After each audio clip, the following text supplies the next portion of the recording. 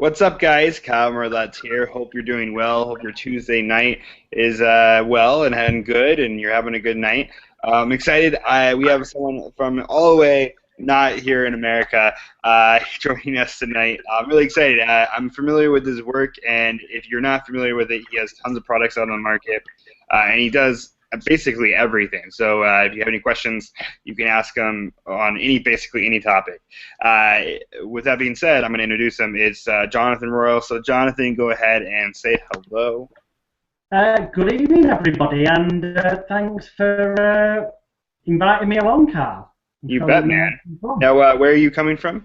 Where are we? Manchester in England. So for me, it's now literally 2 minutes past 1 on Wednesday morning. It's a Tuesday night for you guys, but it's 2 minutes past 1 in the morning for me here. Well, thank you so much for joining us, man. No worries. Go on, let's get started. So, I'm going to ask you a question that I basically start out by asking everyone. In case people are watching and they don't know who you are, give us kind of a rundown of who you are, what you do, how you got started in magic, a little bit of everything. Okay, anyone who doesn't know who I am, likely hasn't been involved in the magic, mentalism, or hypnosis industry that long. Now, I don't want that to sound big-headed, but it's just pure and simple. I am probably the most, or certainly one of the most perceptively hated, controversial, and slagged off individuals in the world of mentalism, magic, and hypnosis. I'm kind of proud of, because I worked really hard for years to cultivate that reputation, because that's what made me a whole ton of money. But as a negative side effect of that, I did it a little bit too well, and people who should know better, i.e. people in show business, which magicians we still technically are, I've actually fallen for a lot of the fabricated media stories that I generated over the past almost 4 decades, and I've actually believed them to be true and embellished upon these controversial stories and spread some severely, sometimes frankly, sick, twisted, and very nasty rumours and lies all over the internet. And in that regard, because time is short tonight, I would recommend anyone who's ever heard anything perceptively nasty, negative, or whatever, or controversial about me, if they just go on Google and type in Jonathan Royal, that's Royle, The Naked Truth, or The Naked Truth Jonathan Royal, they'll get up a web page, a WordPress blog of mine, where I've published all the evidence, legal proof from courts, legal documents, and everything that proves all the lies, rumours, and negative stuff that certain individuals, who shall remain nameless, seem to get a perverse pleasure in posting all over the internet about me. Now, for the people who didn't know that, here's the kind of life story cut down to 3 minutes. I was born nearly 40 years ago now, whilst my mum and dad were travelling with Gandhi's Circus, which one of the biggest circus shows in England. And at the age of 3, I got dragged into my dad's act. My dad, Tizzy the Clown, when he was doing his clowning, or the Amazing Etna, when he was doing his fire eating and bed of nails and all that kind of stuff. And at the age of 3 and a bit, I was flat, slightly embarrassing this, flat, a tiny, short little circus clown, and was billed all over the British national media as Europe's youngest professional paid circus clown, which I was. But I was very fortunate the summer season after that, when I was 4, to work at the Paul Daniels Magic Museum on the Golden Mile in Blackpool, where Blackpool, I'm sure a lot of people will be aware of, is where the Master Convention is every year. And I was very fortunate to work on the Golden Mile there at the Paul Daniels Magic Museum, and every penny I earned helping my dad do one of Paul Daniels' head guillotine illusions on the front to get people to come into this museum attraction.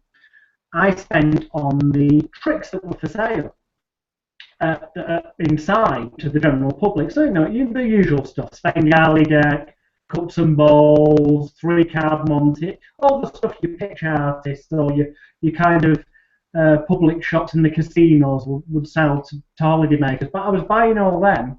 So although I was working professionally as a circus clown with my dad, I was developing my own interest in magic and sleight of hand, something that my dad couldn't do. He did magic a bit, but it was all self-working stuff. Whereas I found with the sleight of hand, learning the cups and bowls, it was something I could do that my dad couldn't. And as I grew up and got more and more involved in the magic side of stuff and started doing magic professionally, because I had the perfect opportunity because we were already doing professional shows and it was easy to be allowed a slot in the show to try out my magic acts and stuff, I moved away from the clowning into the magic. And then, much to my regret, which causes some controversy, when I was very, very young, i.e. around the age of 12, 13, I got into the whole fortune telling thing and actually started working as a genuine, and I use that term loosely, but in the context of genuine meaning, that's how I was publicised, clairvoyant, doing the contacting the dead and getting a message from the other side, John Edwards stuff, and I was selling provincial theatres and civic halls, large capacity venues around the northwest of England doing this, until frankly my conscience got the better of me, and that coincidentally tied in with my granddad genuinely dying and passing away, and me, I'm going to say, hallucinating and imagining that I saw him on the side of the stage. I'm not saying that's what genuinely happened, but you know what? It scared the living daylights out of me. So I stopped doing those types of shows. But during that period, I'd been doing psychic fairs as well and met a hypnotherapist. So by the time I was 14, I was doing hypnotherapy and stage hypnosis shows. And that ultimately led to me kind of traveling the world, mainly with a comedy stage hypnosis show, but also training people in hypnotherapy and doing corporate mentalism. But all the time, still going back and doing the odd show for past clients who wanted to rebook me for close-up, because I've been doing close-up in various venues. And even to this day, on a rare occasion, it's for the right client, someone I've known for years, and I kind of want to keep my finger in, as it were. I'll still do the odd close-up magic show, or perhaps even the odd kid show, because as everybody knows, well, the majority of people I know in the magic world, above all else, as well as being a way of earning a really good living, magic is, for me, always was and still is, a passion, an obsession, and an awesome hobby, as I know it is for the vast majority of people in magic. So that kind of is my weird background of being fortunate enough to be born on a circus, which opened lots of doors for me, fortunately, for getting work. Which led me down that path, really, to where we are today. That's awesome, man. And I mean, you've done so. It seems like you've done everything, which is very exciting. Where are you at now, though, in your career? Like, what step are you at right now? I'm mainly, and please, anyone listening, please don't take this the wrong way. This isn't meant to sound arrogant or big-headed. Sometimes, though, some things, they just sound that way, unfortunately. But about 10 years ago, nearly 10 years ago now, I was in a position to go and buy my own home outright for cash. No mortgages, no loans, no borrowing. I just went in with a briefcase, like you see in films, cash, put it on the counter and said, opened it, there's the money I want to buy this apartment. Remembering there's people in America listening. Apartment, flat, we use different terminologies, but I bought it outright for cash. A couple of years later, I moved out of that flat. It's now rented out and produces a rental income, and I've got a house. And now I've got the deeds and control of several properties, and basically I don't need to work, is my point. So where I'm at performance-wise, the truth is I do as little as possible for as much as possible, which is something I cover in depth, getting your business, your magic business, to a point where you don't have to accept a show just because you need to pay the bills that month. When you can get your magic business to a point where you know all your bills are paid month in, month out, because you've got some sort of passive income coming in, or interest or savings, or a non-magical income from like property you may have bought, when you can relax and go, I don't need to do that show, you'll then be more confident on the phone saying, no, my price is this much. And they'll be able to tell in your voice that you're not bothered. You won't come down at $50 or $100 or $200. And you know what? Yes, you will lose some of the gigs, but you'll get more of them than you'll lose, because people naturally pick up on the fact that you're that confident you don't need it. And they perceive that even at an unconscious level as, wow, if the person's that confident, they don't need the money, they're not desperate for the money, they must be really good and in demand, which translates to them as, if you're really good and in demand, you must be the kind of performer they want to book for their event, because human beings are like that. They want what seems to be good, what's better than what they've currently got. They want what other people have got and what they aspire to. So performance-wise, I do mainly corporate events because they can afford it.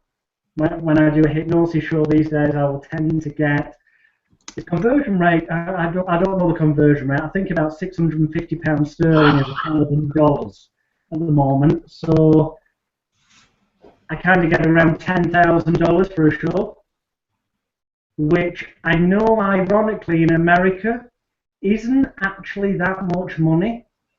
But in England, to put it in perspective and context, most stage hypnotists or mentalists in England are lucky if they're getting about 500 quid, which I'd say is about $900 per show. So I'm in the kind of top 10% in England earning bracket. Again, I don't say that to show off, because I do as little as possible.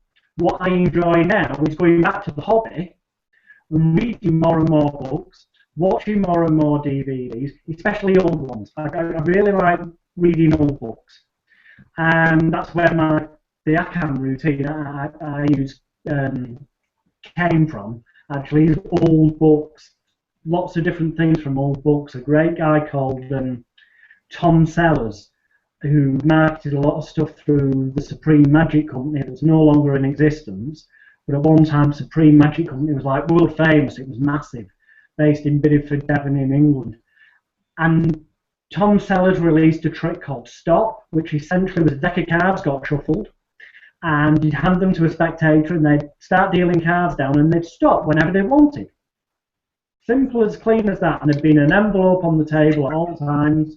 The card they stopped at was turned over and it matched the one in the envelope. I know that sounds kind of similar to like the open prediction scenario, but it's slightly different. And the method for this was so ridiculously simple, and it's in a book that, well, it's in a pamphlet that Supreme Magic sold in like the late 60s, early 70s. And I took that mythology, which I'll mention later when we get to that, with a little thing that I remember I found in a Max Madin set of lecture notes from the late 1980s, and combined it with something I saw in a Kenton Nepper manuscript that was from like the mid-late 80s. Put the three together to make it something completely different, and that's kind of where my accent came from. So, I suppose my advice is, and what I'm enjoying doing now, is going back to the old books. The Tarbell course is such an underrated set of books, for example. You've got them on Murphy's there for sale. Anyone who's watching this who hasn't got the Tarbell course in magic on their bookshelf, get them. Every time you pick up one of those books, you will find something new. A lot of people think, oh, old books means it's old material. It's no good. I promise you, and I'm not going to mention names, but I promise you, you see it on magic forums all the time, people going, this new idea that's been brought out, it's not new, it's based on such and such a person's effect. And there's that whole crediting row goes on. My experience is if you look, there's very little new at all. There's just new ways of presenting old stuff. If you look at your tarbells and you look at your old magic magazines, if you can get old bound magic magazines, and again, I know you sell various interactive DVDs that have got old magazines on there in PDF. There is gold dust in them, and it is beautiful to discover gold. Take something that someone's freely donated, for example, to a magic magazine that's long been forgotten. And I've tried this. I've taken along to the local magic club and done a card trick that I found in a magic magazine from, say, 1940, just after the war, mid-40s or something. And people have been like, wow, whose DVD is that on?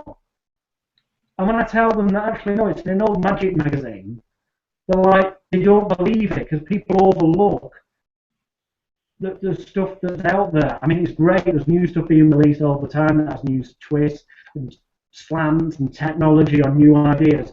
But there is so much stuff that perhaps if people look at Murphy's website, for example, and go through, there'll be stuff that's been on there since Murphy's ever started in business that people have forgotten about, but that could be that with their own personality added, and that's the key to make them different, could make them stand out. Rather than being another magician who does, I'm going to use cliches here, but let's say rather than doing an act consisting of cups and balls, linking rings, and all the classics, and there's nothing wrong with classics, they're a rite of passage. And certainly in a magical club, a magical convention scenario, coming up with a new routine for an old classic is often a way to get respect from your peers and win competitions. But if you're going out performing to the general public, entertainment is more important and being different, because then you can sell yourself for standing apart from other performers. So now my real passion is to help other people to grow their business so they've got passive streams of income coming in, and that's something I talk about in my ebook, Publicity for Magicians. It's not just how to get yourself on TV, on the radio, or in the press, which incidentally, I've been on literally hundreds of TV shows around the world over the past 3 decades. I've had my own 1-hour television special on German RTL, that's the Naughty Adult Channel, it's a mucky hypno show.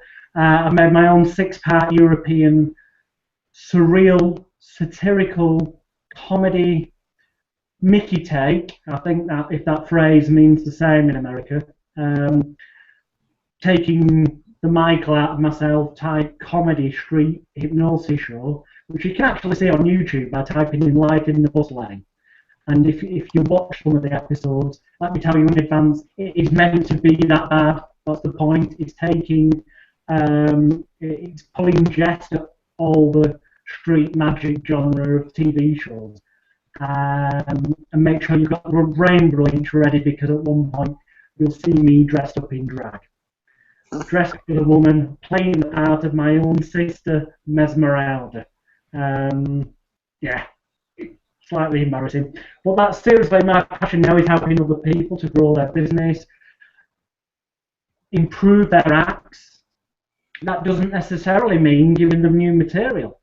It can be learning, teaching them things that I've learned over the years through personal experience, and also from my dad, people on the circus, people in the theatres I've worked in, and other performers who've taught me things such as, I'll share one tip as an example of something simple. If you're working in a venue with a stage, like a theatre or a club that's got a raised platform stage and stage lighting above you in the flies, as we call them, then see the lighting man before the show and become their best friend, or the lighting woman, buy them a drink, be really nice with them.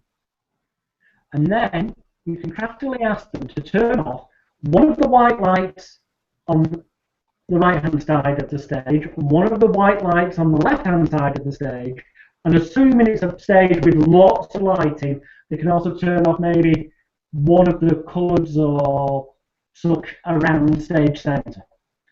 So overall you're losing 3 lights. And they're to keep that their little secret with you, for which you'll give them a nice little tip afterwards. So, you then tell them that at the end of your act, when you come to the end of your final trick, whichever that may be, whatever the applause cue is on the final trick, that at that very moment you take your bow or your call, depending on, you know, how you're going to do it. I can't even see my move back a bit, so it might be, you know, the classic hands in the air, thank you, good night, or it might be a proper bow. You want the lights at the side of the stage to be switched on, the two that are switched off. Now, this is hardly noticeable at a conscious level to an audience, but at an unconscious level, it becomes just a little bit brighter.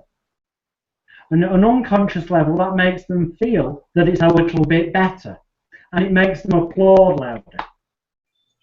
And then when you say your final thank you, good night, and turn to walk off stage, this is the cue to the lighting person switch on that centre stage light that's been off.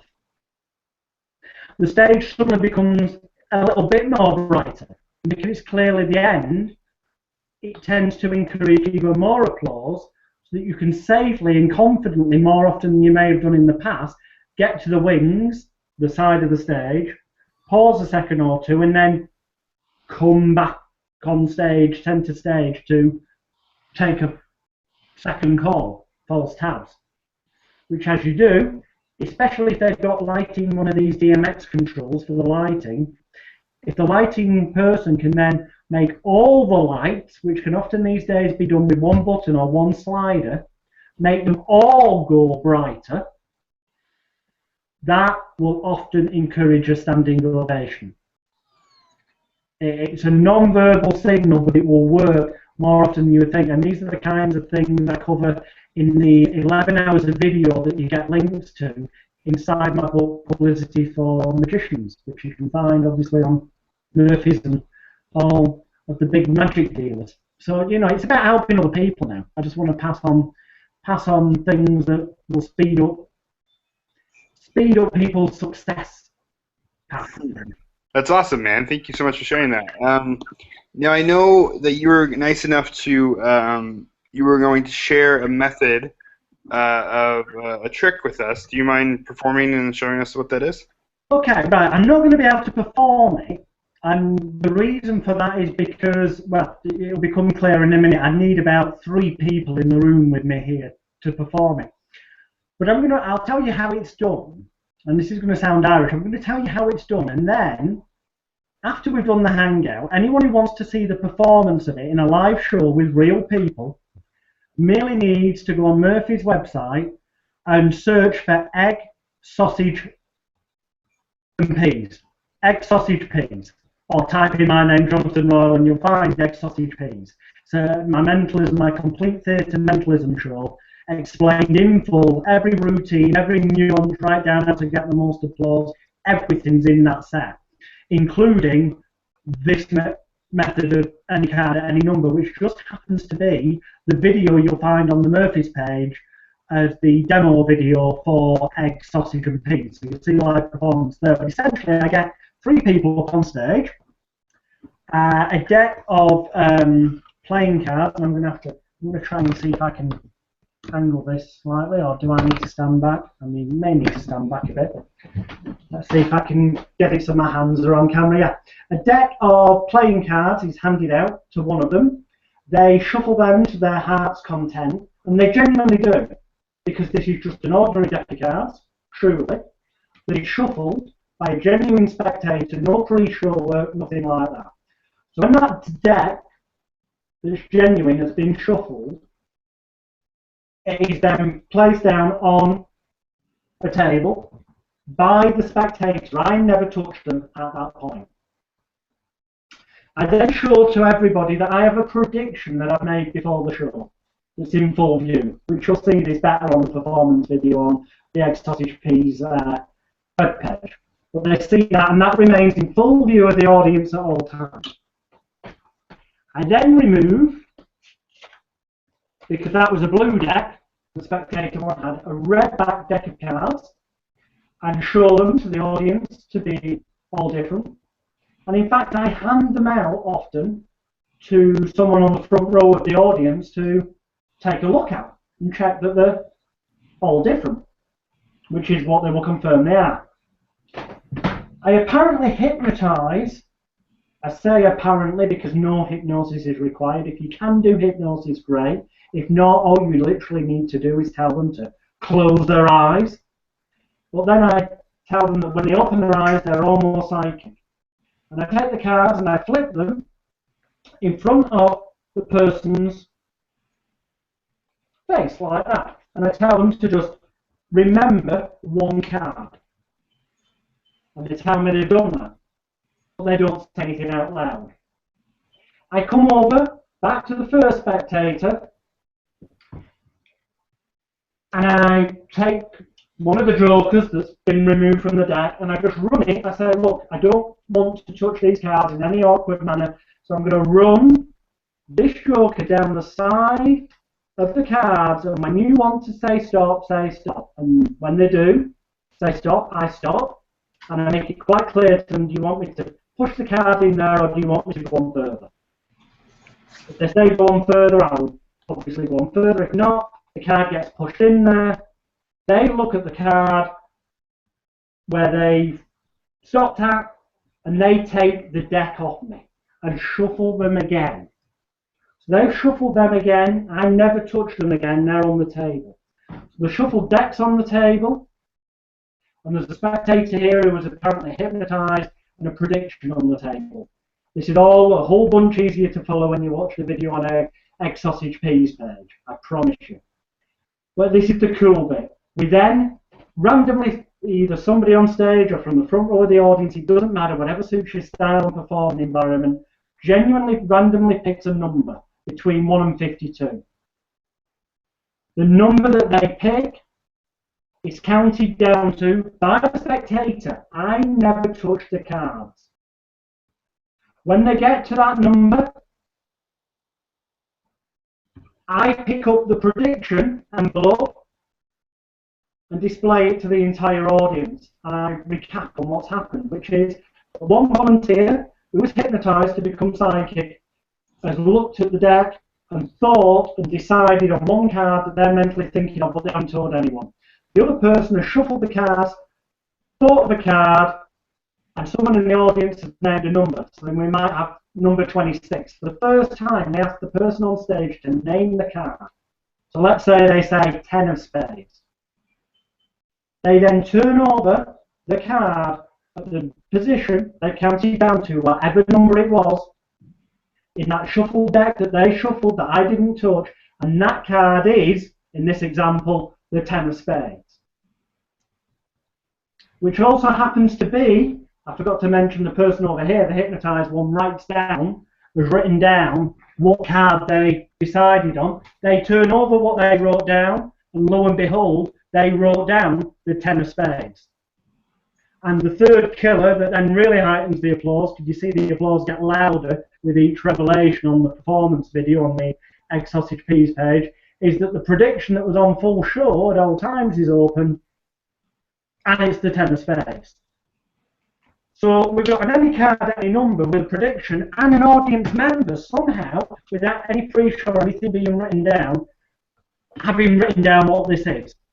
Well, it's very simple. It's 3 parts. It's ridiculously easy because I'm a believer that you should make things as simple as possible so nothing can go wrong, so you can concentrate on the performance. So here's the 3 elements of this. Element number 1 is Tom Sellers and Ken DeCourcy's effect called Stop. A card trick that was, well, it was actually published in Magigram at one time, but it was sold as a manuscript at one time as well. And the idea behind this is you take your deck of cards, and whichever card you choose, in this case we're going to use the 10 of spades, remove the 10 of spades, so you're left with a deck of 51 cards. We've already taken the jokers out. So it doesn't matter how much somebody shuffles this deck of cards. It's not going to affect the 10 of spades because there is no 10 of spades in the deck. Okay, that makes sense? So, we take the 10 of spades that we've removed from the blue-backed deck, And we take what they call a wage envelope that I've just drawn a question mark on. Inside that envelope, I have placed a green back. It could be red back, it could be whatever different design you want, but another 10 of spades, because that's my prediction. By having a different colour back, it makes it stand out as being definitely a prediction and not just the same card being seen. So we seal that in. Very important, this, by the way. The question marks on the front of the envelope. So we put the card into the envelope so that the face is in the direction of the question mark, so that when we open the envelope, which we will do with the flap towards the audience, when we pull the card out, it may seem a little thing, this, but the back's there. This gives us a chance to get the card out and comment on how impossible it would be, so it's building up the applause when we do the reveal of the prediction being correct. May only seem a little, it makes a massive difference to the amount of applause. So that's sealed. We take our 10 of spades that's been removed from the deck and we place it so its back design is pressed to the flap. We then take, they call these binder clips, but a bulldog clip will work just as well, and we clip that there. So it can be in our performance case or pocket, so whenever we need it, we can just go in, pull it out by the clip, and with no worries about dropping that card that's on the back. So that's the setup for the Tom Sellers stop trick, which essentially means this deck is shuffled, it doesn't matter how much it's shuffled, and it doesn't matter what number somebody picks later, because the volunteer on stage will genuinely deal them down, whether it's 1, 2, 3, it doesn't matter how many, because the 10 of spades isn't in there. But they will deal down that number of cards face down onto your performance table. At which point you pick up the prediction envelope and say to the audience, wow, let's see my prediction in a moment type thing. You'll see the performance video. Now at this point, the person's not named what card they looked at. I'm going to show you how you force that in a minute. I'm just showing you the stop bit. You're literally then, as though you've just remembered something, slightly scatty-brained, going to drop this on the table. But what actually happens is you drop it, throw it, onto where they've dealt the cards from the deck. Okay? So you actually, it's as though you just remember something and you throw that on there, and then you go over to that spectator who you hypnotized, for example, and say, get ready, make sure you've got that written down, the card you thought of. Then you come back, and because you stood, you know, there's a little element of time delay, people forget. What you do is, and I'm going to try and angle this, because where's the camera? There. When you come back to the table, rather than just picking this up, you go and you literally press on the clip and pull the clip off,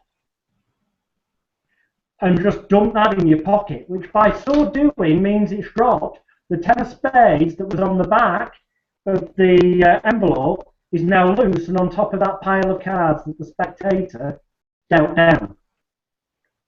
You can then ask the spectator to pass you your prediction envelope. You're really making a point of not going near the table. So you're now recreating a false memory in the audience's mind where they will remember it afterwards that you never touched those cards. Even though right at the beginning you did when you forced the 10 of spades on person number 1, as I'll explain in a minute. But at that point, when you ask him what his card was and he says 10 of spades, which he will because you force it on them, as I'll show you in a minute, the trick's over, because the hypnotized individual, well, the deck of cards you used for them that look normal, is actually a Mirage deck that you can get off Murphy's website and all good dealers, which effectively is a Svengali deck with rough and smooth applied. Now, the idea of using a Svengali deck to kind of show them all different and then be able to take the cards, and if I can find where the camera is, to be able to take them. Where's the camera? Come on. I just want to, let me stand up. Where's the camera gone? There we go. No, maybe. A little no. higher. A little higher. Higher? There you go. The idea of being able to flick them like that, and when you do, every card that the person sees that you're flicking them at is the 10 of spades, thus meaning, because you do that and your body is blocking the audience view, so only the person that sat on the chair on stage will be able to see, as you flick the cards, that they're all, in this case, the 10 of spades, because it's a 10 of spades mirage deck. But the audience, they all look different because the rough and smooth means you can spread them. And it's a nice tip. It was Andy Nyman, I believe, on one of his products that said, you know what? Have the barefaced cheek to hand them out to somebody in the front row of the audience and just ask them to look through. And the thing is, if they do look through, they stay stuck together. Just have the confidence and balls to do that, and you can actually hand this out to someone on the front row, as Andy Nyman has suggested, and let them literally spread through and have a look for a few seconds. A few seconds seems like ages, but you can literally, dead casual. Just have a little look at them, my mate, and then you take them back off them. But that's the beauty. The mirage deck looks all different, but every other card is, as you know, just like a Svengali deck. Every other one, I'm trying to work out how to show it, is the 10 of spades. So by flicking those at the person on stage, as you'll see on the performance video, and saying, just allow one card to flood your mind, which is kind of like something that's mentioned in Wonder Words and other publications like Hens and Nepper, they take that as meaning, remember that one card, and there is only one card, so they write down 10 of spades on their notepad. When it comes to the end, they've apparently read the mind of the person on stage. My prediction obviously is correct because I forced the 10 of spades on the person on stage. Because of the clip dropping the card onto the pile of cards that the volunteer got down to, which was a freely chosen number, it's guaranteed that the card at that number will be the 10 of spades. So the only thing left to explain is how in the performance video you'll see on the Egg Sausage Peas page, do I force the card? Well, that is done with the Joker. So I'll stand up for this. As you'll see on the video on the page, I kind of take the cards and I take the Joker and I say I'm going to run it down, and when you want to say stop, say stop. So let's say they say stop there. I push the card in, they confirm that to be true. I square the cards up, and I'm going to try and use the camera as the volunteer here so you can see. I say to him, remember the card where you made me stop. And if you can see there, you can see that that should be the 10 of spades. Yep. And the reason for that is, and this is the beauty, all the dirty work's now done. We just get rid of the Joker. Beauty work's done. There is no 10 of spades in that deck. There never was. It's this Joker. Now,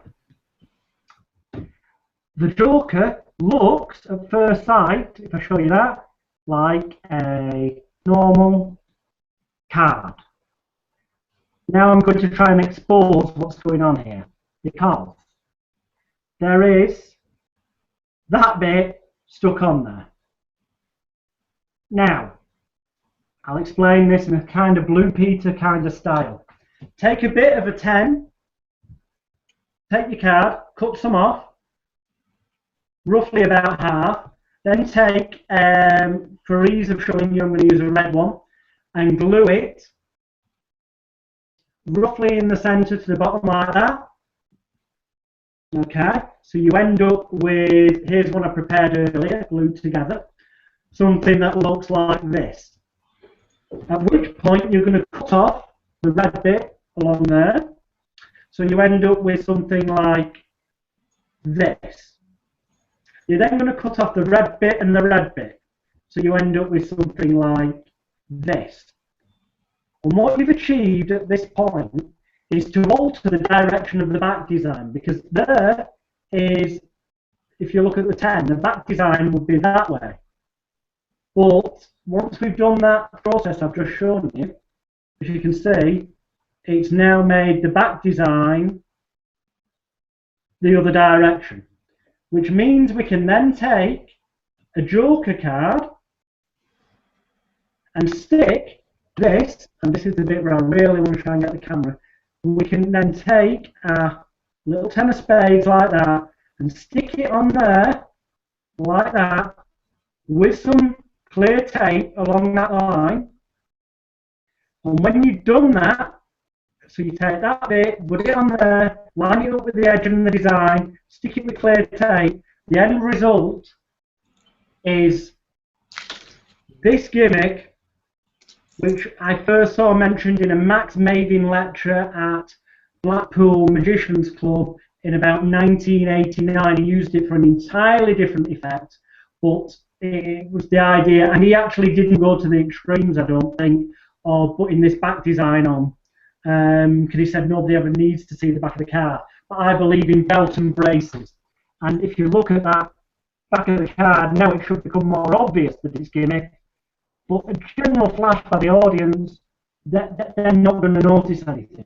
So literally you just run that down the side of the card, as you'll see on the performance video where they say stop, it goes in, and then the cards are apparently lifted, but in actual fact, and this is the key final tip here, they're not lifted wherever that goes in. Rather than apparently lifting the cards, which is what it looks like, so we're not going to lift them like that up at the card, we actually push down on the gimmick so we can get our finger in then.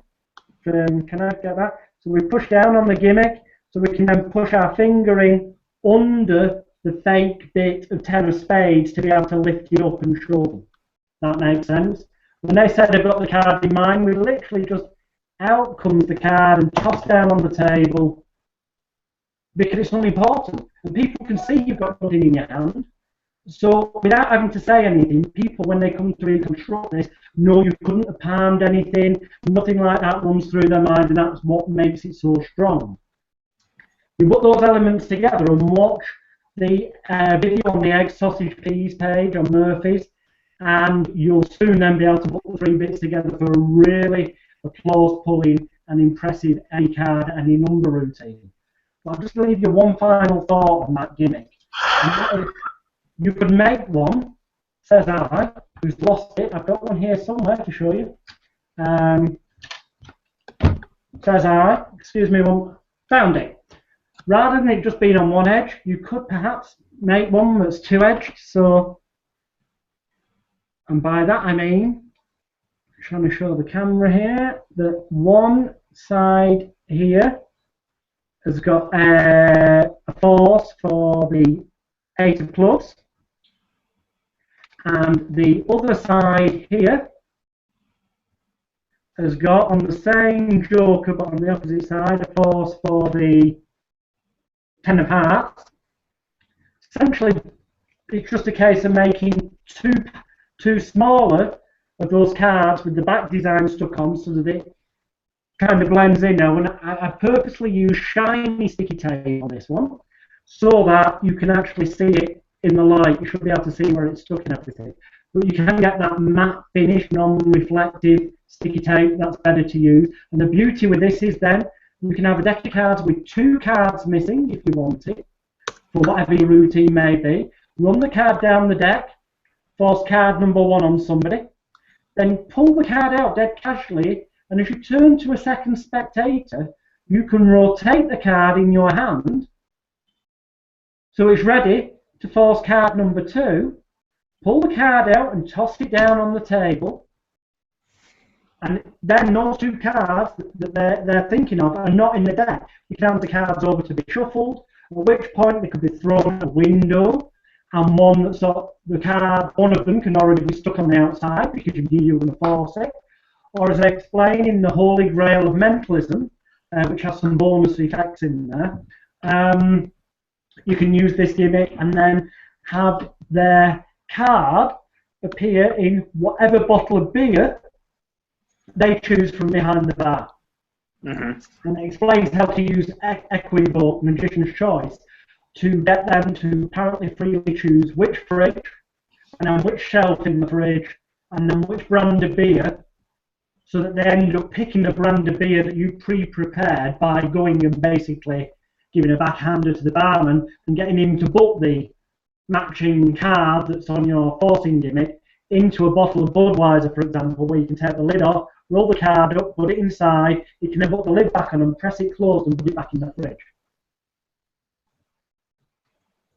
But the way they can reconstruct it, well, certainly the way it's explained in Holy Grail of Mentalism, is that they have a free choice of fridge, a free choice of shelf in the fridge, a free choice of brand, and then you give them some money and they go and buy a bottle of that. But obviously the barman knows which bottle to give them. That's opened, and in front of them, as the liquid's poured out, it's a dark bottle of Budweiser. As the liquid dissipates and goes into the glass, then they see the card is inside the bottle, and it blows their head. Now, I know a lot of magicians go, well, hang on, the card's not signed. You know, in my experience, you don't need to overprove things. Getting cards signed and then it's going too far. You don't need to. Audiences are just as impressed when they, in their own head, decide what they've witnessed. And in their heads, because of the cleanness of just and look at the card, and then you tossing that joker on the table and handing them the card straight away in short sleeves, they know in their own head you didn't do anything fancy with the cards. They know you didn't palm them. The general public are not stupid. They know about things like palming cards. They'll be looking at your hands. They know you didn't do any of that. So they know it's impossible when they go through the deck and see that the card they looked at has vanished. And the moment they accept that that's impossible, they will be equally, if not even more impressed when it appears in the bottle, especially when it's a bottle that in their heads they had a free choice of brand, fridge, and shelf on. Which in Magician's Choice, as we explained, how to use it in Holy Grail Mentalism allows. So, yeah, that's Awesome. Thank you so much for sharing that with us. Thank you so much for sharing that with us, and I'm sure people will go out and look for your DVD. What else? What else do you have coming up that people should know about? Yeah, I mean, there's a whole bunch of stuff. Literally, in the past 2 weeks, we have just released 18 different products via Murphy's to magic dealers worldwide. Over the next sort of month, there will be probably another dozen or so. It's stuff that I've been building up that I've just not got around to releasing or never released to the magical community. It's not like I've gone to bed one day and got up and worked miracles. This stuff's been built up over the past almost 40 years. So there's, you know, if you're into cold reading and telling people's fortunes, from my time working psychic fairs and doing genuine shut-eye style contacting the dead shows, there's a very powerful ebook cold reading for magicians and mentalists that will tell you stuff you won't find in other books. Because most cold reading books go on about getting the person to talk a lot and tell you stuff. Well, I do teach that, but I teach it in a way where you blatantly tell the person who's come to you to have their fortune told not to tell you anything. And if they start telling you anything, you tell them to shut up. It goes against all the logic of what other people teach, but it served me well for well over 20 years of doing professional readings.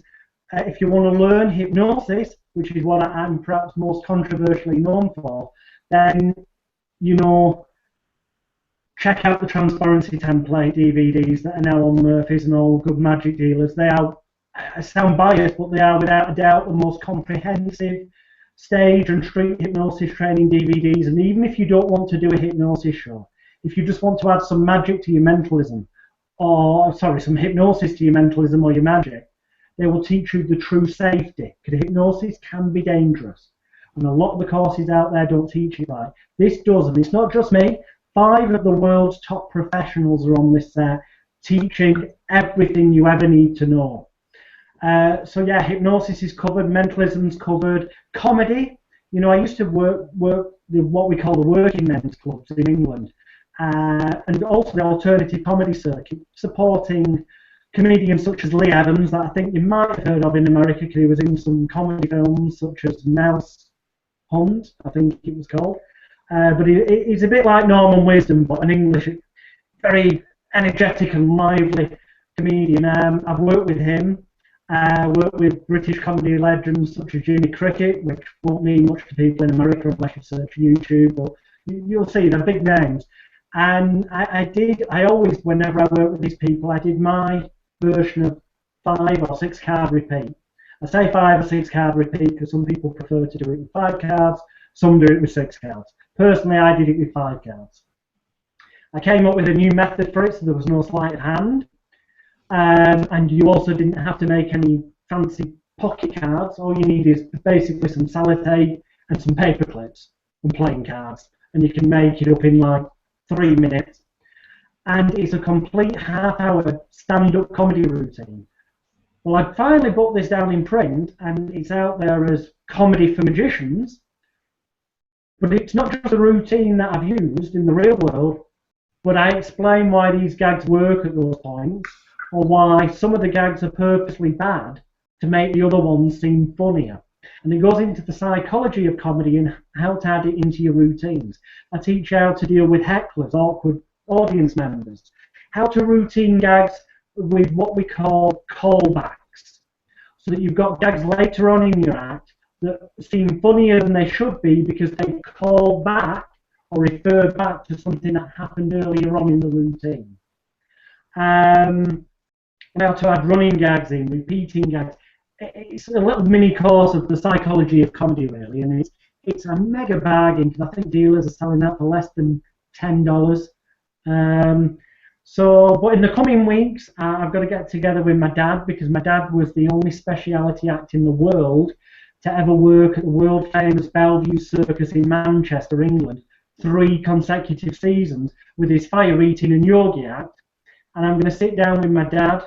I mean, I can do all that stuff because I was taught it, but I want to sit down with him and basically put his act down into print, together with press cuttings and stuff from when he was big traveling the world in circus, and then we'll get that out there as well. So yeah, just type in my name on Murphy's or all major magic dealers, and you'll see there's pretty much something for everybody out there. And I may be a little bit biased, but I think incredibly fair prices.